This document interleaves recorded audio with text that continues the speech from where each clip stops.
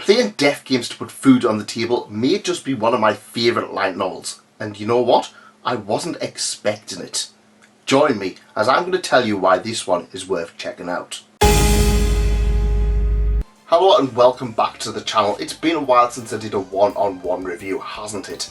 Today we're going to look at Playing Deaf Games to Put Food on the Table. That has been published by Yen Press, written by Yushi Ukai, with illustrations by Neko Metaru.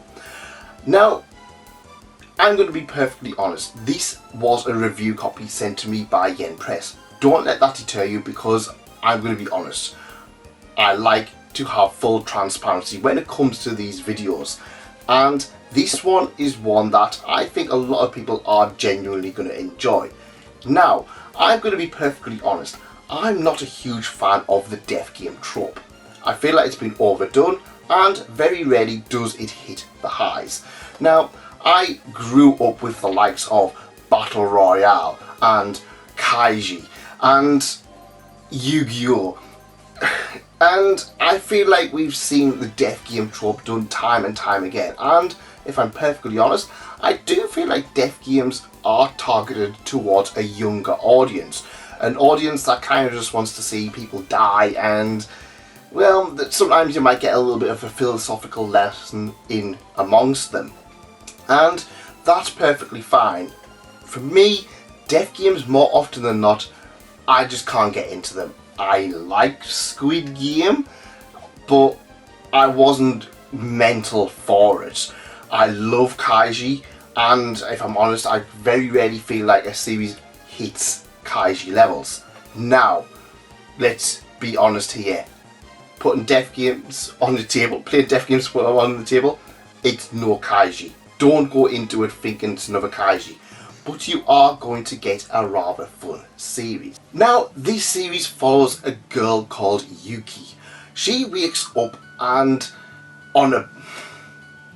Now, this series follows Yuki, a young girl who wakes up on the bed in a mysterious room. She discovers that she's dressed as a maid, and upon exiting the room, she comes across a table with a few other girls dressed as maids. She has been put into, well, a deaf game. Now, everybody else, well, they're new to this. They're scared, they don't know what's going on. They've had to enter deaf games for whatever reason. But Yuki is a little bit different, for she is a professional deaf game player. That's right, this isn't her first deaf game. She has been playing deaf games for years and years to put, well, for the money. It's a rather bleak outlook on deaf games, and in some ways, when I went into it, I was like, oh, well, you know, deaf games are kind of like a thing that happens very regularly, and this is like her 30th deaf game. I'm just kind of like, yeah, this is going to be one of those ones where she kind of is super good and just resolves it all anyway.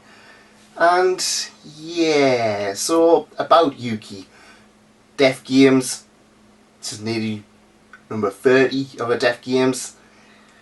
Yeah, she's had to go through some things, hasn't she? So, this is when we talk about spoilers. That's right, I'm going to have to spoil some things that happen in Volume 1, and yeah, this is your warning. So, the first deaf game, she is with a few other girls all dressed as maids. They are scared. They don't know really what's going to happen. Yuki kind of knows, but she tells them, we are going to try and get all of you guys out of here. Which is easier said than done when all of these games are designed to kill people for other people's entertainment. And yeah, you can kind of guess what's going to happen. Not everyone is going to come out in one piece. And if I'm honest, deaf games to put food on the table actually does things rather interestingly. Rather than have it be over the top graphic, they find out a way to kind of reduce the amount of blood and gore and violence that is in this particular series. I'm assuming to try and get it, once it eventually gets its anime adaptation, to try and get things under the whole things. It's not censored, it's written like this, because I know for a fact once the anime comes out they're going to be, well, I want the uncensored version.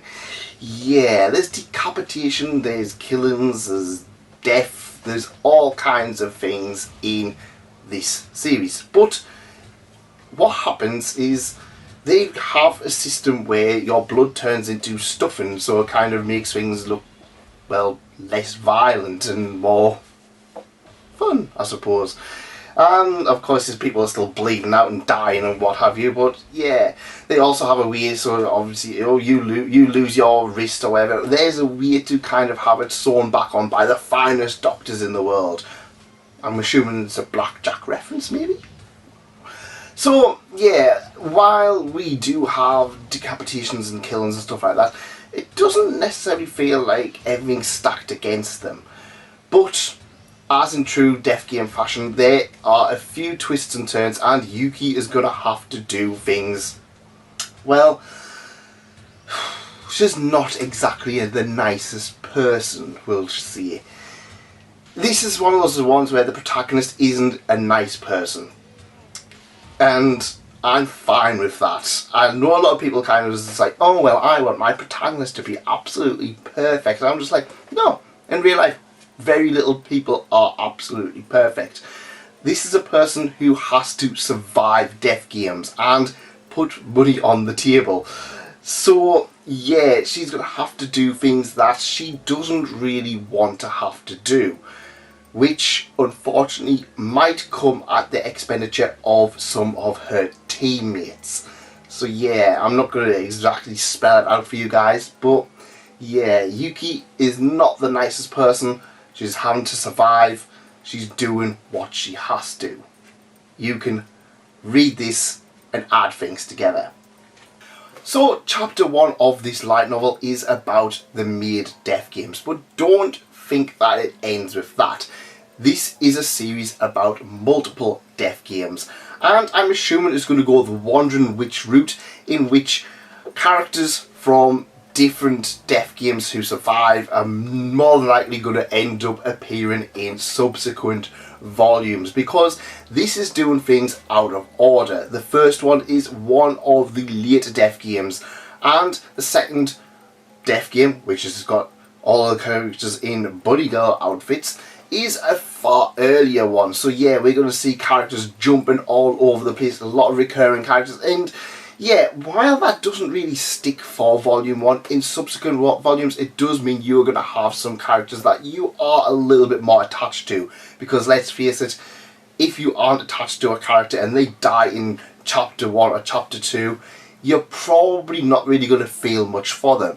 But if you do have characters where they have been brought up and well built and well defined, and characters that do have some development, because we have so many death games at our arsenal, it's going to be very much a kind of a, well, are they going to die? When will they die? If they die. For example, let's talk about Danganronpa. That was a series in which you pretty much knew going in, if you played the first one, that more or less every single one of these kids is going to die. So with death games putting food on the table, you don't know if they're going to die or not. So yeah, I think there's going to be a bit more of a shock later on when it comes out, oh, this one's actually going to die, or this one doesn't die. There's already a few swerves. We're also going to talk about a little bit about, well, let's talk about one of the things. Again, I mentioned earlier about an anime adaptation, and yes, this one genuinely does feel like a series that is developed to have an anime adaptation. Like I mentioned, the first Death Games, the main character is in a maid costume. The second one, Bunny Girl costume. It is mentioned that she gets different costumes for every single one of these Death Games. And you know what I'm thinking straight away? Oh, yes. Oh, good smile. Oh, this is a popular series. Oh, well, we can release her in a maid costume. We can release her in a Bunny Girl costume. Scale figures? Ah, yes. Bunny Girl version, maid version. We can release all of these, and they're all accurate to the plot because it's already in here. Playing deaf games to put food on the table was a very nice breath of fresh air in a genre that I'm personally just not fussed about anymore. Deaf games are overdone, but you know what, I like the way this was done, where it's going to jump around, you're going to have different characters in different deaf games. It's not going to focus on one aspect, it's going to focus on a few different things. While it is a little bit of a lighter read, it doesn't currently jump into a lot of the things of deaf games are bad kind of aspect, and it's not going to make you think too much. It's, again, like I said, it's not kaiji, but you are going to get a pretty fun time out of this if you like the main character. If you don't like the main character, yeah, you're probably not going to have a great time, but you know what, it's volume 1, characters can become great eventually. But that's just my opinion. I'll leave it to you guys. If you read it, what did you think of playing deaf games to put food on the table? Did you like it? Did you not like it? And are you going to pick up volume 2? I certainly am. But for now, I'll leave you with that. Go check this one out, and thanks to Yen Press for sending it. And if you do like this kind of thing, leave a like, consider subscribing, and check out this video over here. See you there.